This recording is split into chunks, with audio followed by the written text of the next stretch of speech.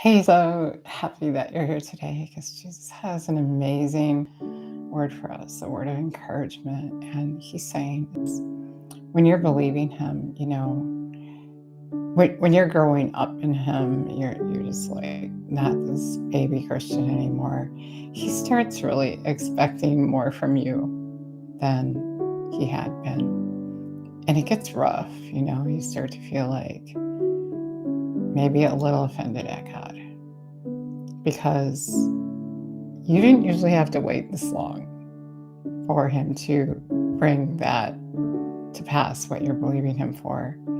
Usually it's a lot faster than that. And what he's doing is stretching your faith, strengthening you, preparing you for what's next, really.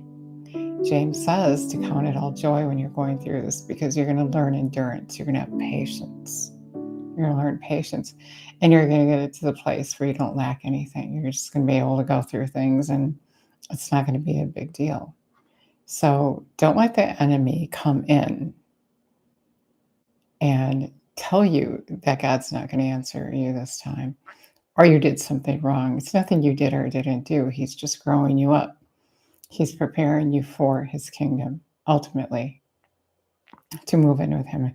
And so as you're letting go of things, not having to have the things you had when you were more of a baby Christian, it's uncomfortable, but he's going to bring you to this place where you will flourish.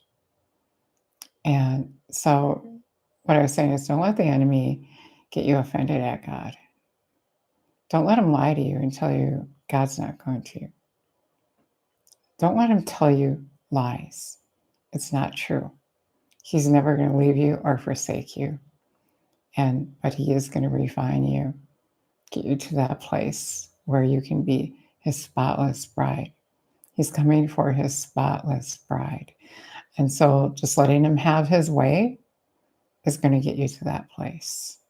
So don't get offended.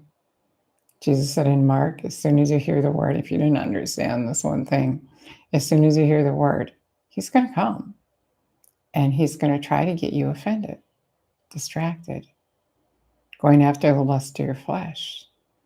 And God's teaching you opposed to all that, to not be easily offended, to not be distracted, to not follow after the lust of your flesh or the enemy, which the enemy has a hold on all of those things. And so just endure, be patient, and you will get to that place where you're fully developed, not lacking anything, prepared for the kingdom of God. I don't know how long it's going to take, but I do know that we can make it go faster by cooperating with him and resisting the enemy's thoughts, which are doom and gloom, negative and against God. He hates God. He hates God, and he knows he can get back at God.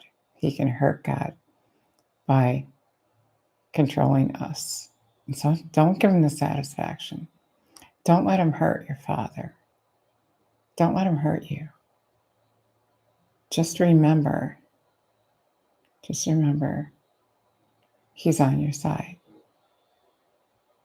He'll never leave you or forsake you. He's good. And he's looking out for you, even though it may not seem that way. And really, the more you think the enemy's thoughts, the more you think his thoughts, the less you're going to hear God. And so you have to purposely go to the Word and hear the Word, hear God's thoughts, do life his way. And it's a press and it's a struggle, but you can do it. And when you decide you're going to do it, as we've talked about before, that pressure the enemy puts on will lighten. Just decide you're going to go through it, and that's it. God bless.